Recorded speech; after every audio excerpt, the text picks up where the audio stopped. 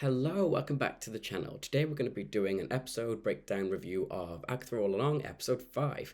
Now, I've got to start by saying I absolutely loved this episode. I think it's one of the best ones that we've got in this series so far. Okay, let's get into it. So the opening here is the Salem 7 who are coming after Agatha on the road, and we know this thanks to Lilia's vision. She says here that when they did the summoning spell to get Rio on to the road, that left the door open between worlds, so now the Salem 7 have come down through that to come chase them. We also learn here the Salem 7 are the young children of Agatha's old coven, so she didn't kill the children of the coven that she took the power off of, she left them alive, and because she did that, they've turned into this vengeful cult of like 7 who are after Agatha, and have been constantly, it would seem. To escape from the Salem 7, it's Teen here that suggests a Hexen Beson, which is brooms. The coven say no, it's redactive, it's a sign of female domesticity, and they're kind of like, no, we're against that. And then they hear the Salem 7 squeal, and they're all like, okay, grab a vine, grab a root, let's put some pretty flowers on and wrap this vines around these brooms. And because they decorated their brooms, which they were so against before, I think it's quite funny, the writing and just the intention of that I thought was quite funny. Also, Lilia has a good line when Jen is like, oh, you've made your broom look really good. And Lilia's like, you could have done better. Interestingly here, this Hexen Beson, which sounds something out of the Grimm TV show. Anyway, it's about selflessness, as Agatha actually says. And of course, this episode is Agatha's trial, and selflessness does actually not happen, as we know from this episode with Agatha. I feel like this is so good. What a contrast we see in Agatha's character this episode, from talking about this Hexen Beson being about selflessness because they have to give each other brooms, otherwise they can't fly as a coven, to go from that to what actually happens at the end of this episode, and a return to Agatha being a villain, I thought was great. Also, I thought there was a really cute moment here between Alice and Teen, which is also going to be important later on in the episode. But here, Teen and Alice are kind of smiling at each other during this Hexen Beson, and Teen says, oh, I get one, because Alice kind of taps him on the shoulder with her broom, and she's like, well, yeah, if you give me one back. And then they kind of have a cute, sweet moment together, and I thought that was really delightful of their friendship. They are genuinely so warm towards each other that it's understandable why Teen goes the way he does at the end of this episode. And it's good to note here, the pair have been a good, solid pair and become friends and bonded since the beginning of this series and since they went down the Witch's Road. Anyway, the coven set off here and they fly off into the night. And there's a beautiful shot of them flying over that blood moon. I think we got that in the trailer, but it's nice to see it here. And again, in the sky, the witches are bonding together. They're laughing, saying how they haven't done this in centuries, flying on a broom and stuff. I feel like here the show kind of makes a return into feeling a bit more MCU as well. Whereas previously I said that the episodes feel like they're not part of the MCU, with them fending off the Salem 7 and then flying off into the night, especially later on at the end of the show with the CGI witchy blasty powers, this does start feeling like more of an MCU project. However, the road forces them back down when they're all enjoying the sky in the nighttime. They don't fall off their brooms completely, it just sort of skydives them back down to the road, where they fly into one of the Salem 7 who appears, and kind of like Oogie Boogie shoots these bugs out of her mouth, which then makes them fall and collapse onto the road. But they quickly scurry up together and all run off into the trial, because that's where they were flying towards the house for the next trial. Here, though, they don't actually look at the door like they did in the other ones. They went past the blood moon, which I think Lilia clocks, and they talk about the blood moon, which then makes them figure out this is Agatha's trial. Here, we see them have an 80s makeover, and it's an 80s sleepover, complete with Jen's bunny slippers and back-combed frizzy hair. Here, Tina's lost his spell book, and it's Agatha who goes to him, well, just fine, you don't need it. Time to take off the training wheels, it's time to be a real witch now. Which I just realised he does indeed do. And here, Lilia says this is the trial of the blood moon, where the line of life and death is at its thinnest, or something like that. And Rio here jokes with Agatha and says, well, who better to commune with the dead than someone who's put so many in the grave. I feel like Rio has a definite love-hate relationship with Agatha. Very much in this episode they explore it again. Not as touchy-feely and loving as we got in the last 2 episodes though. It's very sharp and quick, like spurs of love and spurs of hate quickly. However, I actually think Rio is evil. I think she's here to collect bodies, as she said in the previous episode, and I don't think Agatha should kind of trust her and let her in. And I don't think Agatha should let her guard down around Rio either, and nor should the others. I think Rio seems, as I said, loving and warm because she's defensive of Agatha, but then is so quick to be rude or suggest Agatha's death. Here too, Agatha's trial is really about power and acceptance and selfishness. I think this trial was designed for Agatha to pass, but as we all know, she does indeed fail this trial. And I think because she fails here and fails this trial, where I think Jen passed and Alice passed because she got rid of the blood curse, I think Agatha fails And because she does, at the end of the trailer we got where Agatha screams, "I want my prize," or "Show me my prize," or "Where is my prize?" whatever it is that she shouts, I think that's a reference to maybe this episode where she fails her trial, so because she failed, she doesn't get the prize even if she makes it to the end of the Witch's Road. Also, we then go to the actual trial itself, and Teen has a funny line here where he says, he reads out the Ouija board rules, and he says, Rule 2 is nobody talks over each other. And of course, the Coven all do talk over each other, except Rio. And Agatha has a funny line where she says, "It's not written in there, show me that." I felt like this is a funny moment for the group when they all talk over each other. It felt kind of like a family board game night, or like something nice where friends get together and they just have like some wine or whatever and they play games. It felt very much like that. I don't know if it's because they're in 80s pajamas for a little sleepover, but I thought that it was a nice bonding moment where they kind of all talk over each other and they act like maybe like a real coven. They seem relaxed around each other at this moment, but it's too bad it doesn't stay that way. Also important to note here when Teen reads them out, he says rule 3 is do not taunt the spirits, and he says this was important and he looks at Agatha and repeats it. Because of course Agatha does indeed taunt the spirits, and I think because she is the one who taunts them, she ends up possessed. And actually I think during the episode all of the Coven members individually break one or two of these rules accidentally, though. I don't think it's like purposefully. Agatha purposely breaks rules, obviously, but the other ones I think are forced into breaking a rule or accidentally do. Okay, the group here, they sit down and they wait for Agatha to join them at the Ouija board, and they ponder and they say, who is waiting for Agatha? And they say, and with what trauma? And Agatha's like, well, it could be a number of people, actually. So that was kind of funny that Agatha's like, well, it could be anyone that's going to come haunt me from my past. And it's funny the group have automatically assumed because it's Agatha's trial, someone from Agatha's past is going to come to the Ouija board. And they are right. And here we have a funny moment where Agatha takes them all for a ride at the beginning and she kind of guides the planchette by herself and obviously moves the planchette around the Ouija board and spells out Mrs. Hart's name when she says, "Who's there?" She then like acts possessed in a very comic way and then starts talking like Sharon Davis and continues to mock Sharon Davis. However, another really funny bit here is when she does say that she's Mrs. Hart. Jen and Alice have funny lines and Jen goes, "Hey girl, feeling better?" And Alice goes, how's your face doing? I think Jen is such a funny character, and I'm going to be truly sad when they do kill Jen. Here, though, Rio kind of goes back into couple mode with Agatha because everyone kind of does realize that Agatha's pulling their leg and stuff, and it is Rio who goes, no, she's just scared. So I thought that was good. She does know Agatha. They were exes. They did go out, and probably for a long time since they have longevity, these witches in the MCU. Here too, Agatha shoves the planchette towards herself really quickly on the Ouija board, which forces Lilia's hand off of the planchette, which of course is one of the rules not to break. However, nothing really comes of this because they haven't really begun to talk to the dead because Agatha's just teasing everyone. But then they do it for reals. Here, the planchette moves around the Ouija board and spells DEATH, which is obviously death. And this is one of the rules, which is you're not meant to talk about death either. However, I think this is probably the comic character, either Lady Death or the literal death. And here, I think that makes now 3 rules that have been broken, and they've only just begun. Here, Agatha asks, what does Death want? And Death spells out punish, and then repeats Agatha's name. So, punish Agatha. The room starts to get like windy and things get thrown around. The Ouija board gets thrown around, the lights start flickering and everyone starts screaming and panicking. However, it is good to note here, if you notice carefully, Rio's not panicking. She smiles, she's enjoying herself. Rio actually looked happy to see the name Death spelled out on the Ouija board. And as I say, when the room starts to get destroyed, you can notice Rio is smirking with a familiar, welcoming kind of sadistic joy. She's kind of happy and thrilled. She wants Death to be there because she wants her bodies. And again, I think this is because maybe Rio has been sent down to the Witch's Road now, potentially by Lady Death or Death itself, or perhaps somebody else, maybe Mephisto again. Jen, whilst the room is still flickering, says it's clear what we have to do. We have to punish Agatha. And after she says this, the room goes still and quiet. And they take that as a sign that, yep, that is what they meant to do, is punish Agatha. And here I thought it was quite funny that Jen kind of smiles wickedly. It's like the first time I think we're seeing Jen's true wicked side rather than the sarcastic, bitchy fun side.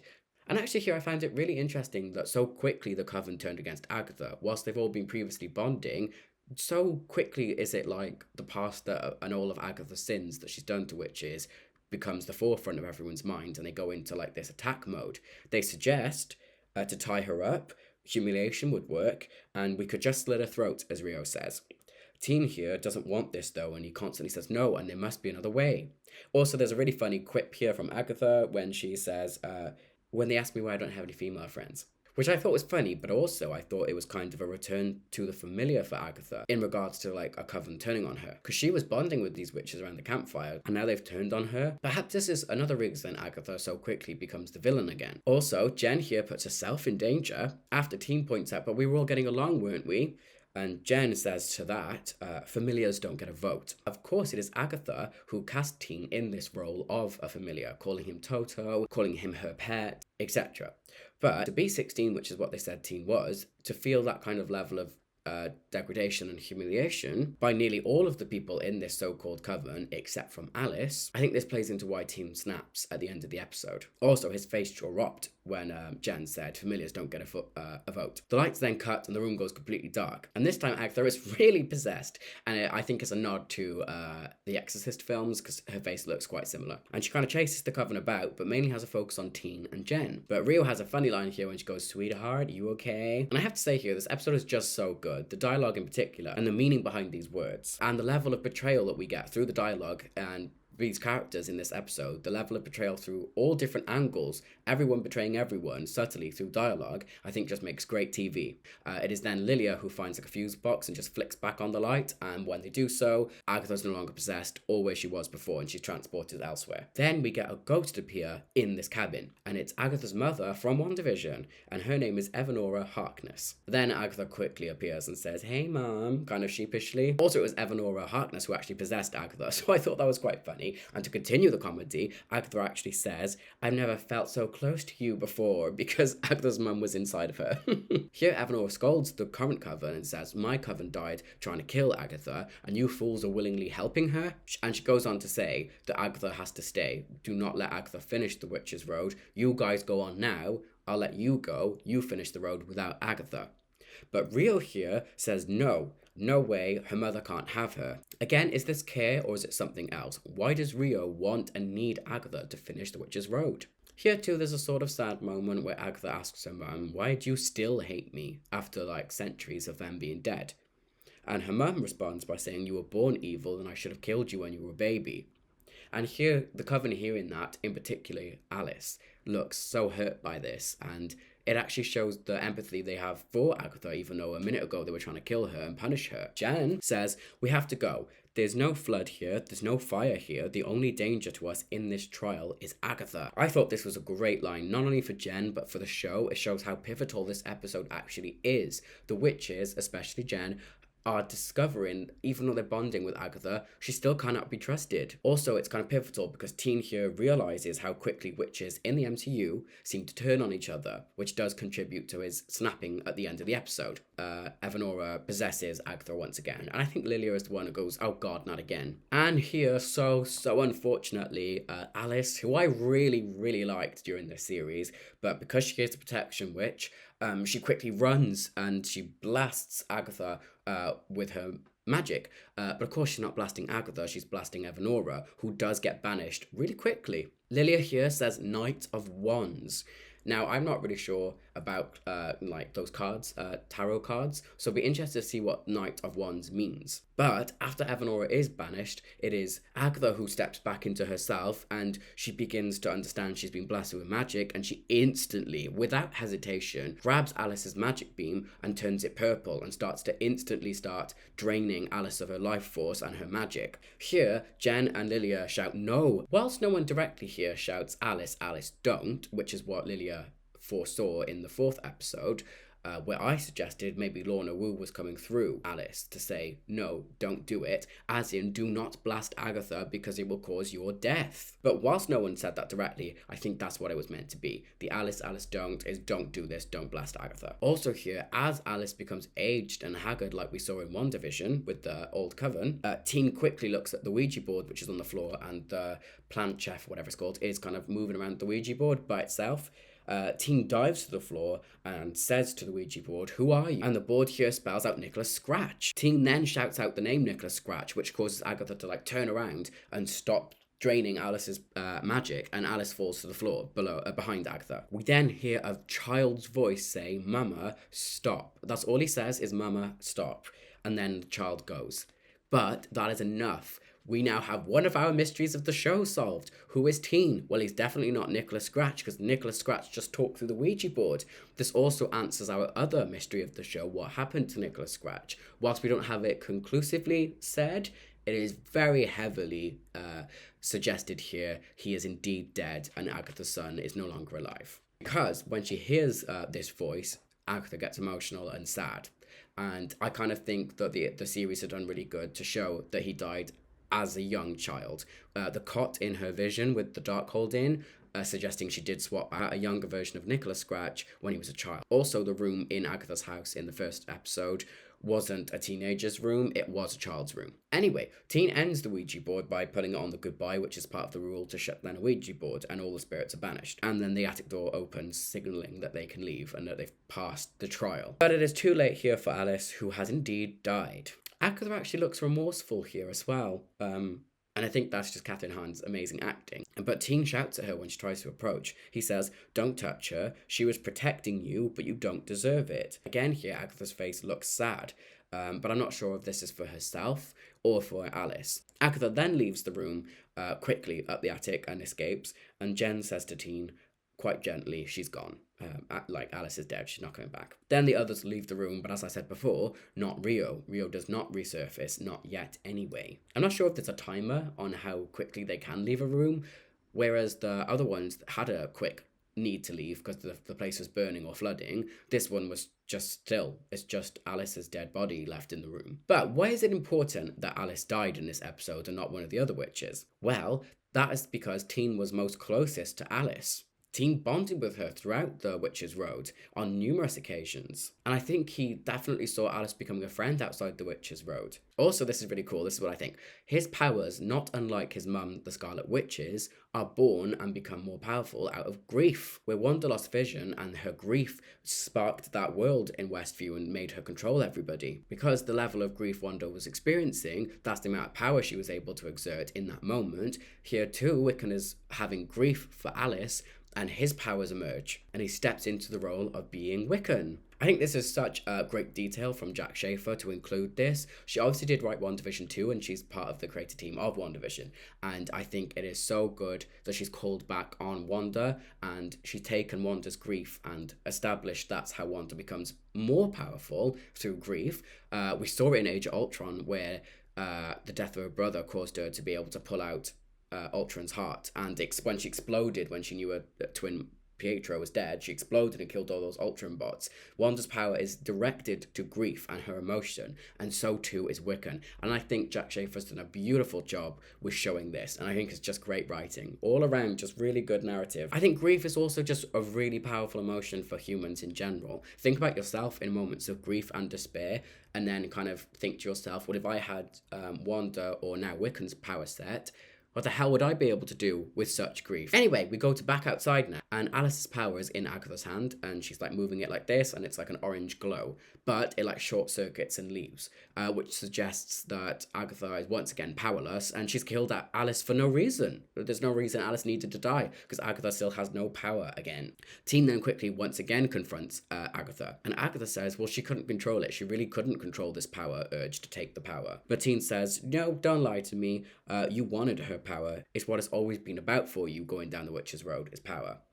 Then Jen enters like the conversation, and she says, of course it is about power. It's what it's always been about for any of us. And again, I think this is Jack Schaefer.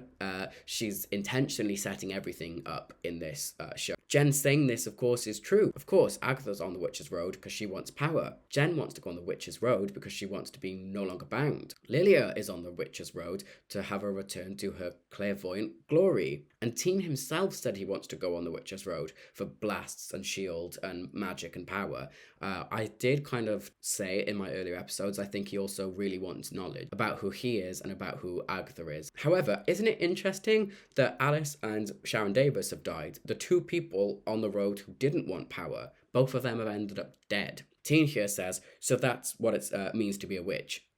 Killing people to serve your own agenda. Then he says, well, no, not for me. Agatha, when he says this, has a really great moment on her face where she has this moment of realization, and she's like, I know who you are now. She no longer thinks that Teen is her son. Not only because she just heard Nicholas scratch through the Ouija board, but because Rio in the last episode said that boy isn't yours. She keeps getting hints that Teen isn't her son. Now it's kind of been confirmed with the Ouija board. So now she quickly puts two and two together and is like, well, if you're not my son, then I know exactly whose son you are, and you act an awful lot like her. Agatha, I think in this moment, knows he's Wiccan. And she laughs here and she kind of puts her hand on his chin and in a kind of a mean way, no longer the warm kind of bantery relationship that Agatha and Teen have had. Now Agatha and Wiccan are at opposite ends with each other, and she turns evil and she says, "You're so much like your mother." She then walks off down the road and she turns and she says, "Come, pet." And I think here, after she says, "You're so much like your mother," there's another quick blink and you miss it moment on Teen's face. And when she says, "You're so much like your mother," Teen actually, I think, maybe might realize who he is. If we didn't know he was Wiccan all along this time, and maybe the sigil was put on him and he's forgotten himself, it certainly is lifted now, I think. The sigil no longer needs to protect him because he stepped into his own and become powerful. Wiccan, which is so good to say no longer Teen, Wiccan now controls Jen and Lilia, the same way that Scarlet Witch Wanda did in Age of Ultron and Westview when they do the mind control and people do what they want. Well, Wiccan used this on Jen and Lilia, and he makes them grab Agatha on each arm, and he makes them throw Agatha into off the road, into the mud, the sinking mud. Agatha screams, "Help me," as she fades into this mud, as a very stone cold Jen and Lilia with blue eyes watch emotionless as Agatha sinks into the ground of the Witch's Road. Jen and Lilia then turn around, and Wiccan banishes them, shoves them back, and they fall off off the track, off the road, and then they sink down too. But don't worry, no one's dead. They're just sinking down to the land of Oz. Because I think this is clearly where they're going. The next episode is definitely going to be Oz, which we've seen in the trailers. Anyway, the episode ends here with Wiccan getting his headpiece, which doesn't look too dissimilar from Wanda's. Okay, that's the end of this episode. What an episode it was. Wasn't it great? Honestly, it was one of those episodes that you could just watch over and over and over. And not just because I do notes on things, because it was genuinely such a great episode. Now, I don't think at the end of this series anyone who dies will be dead. I have a sneaking suspicion they could either all come back, because when Agatha asks what her prize is, potentially it might be all of the people resurrected because her prize is having an actual coven, and then they can transition Agatha from being a villain into a hero for the next MCU projects. Alright then, this has been my review. Are you guys enjoying it? I'm really much enjoying it, and I think it's a blast. Alright then, bye.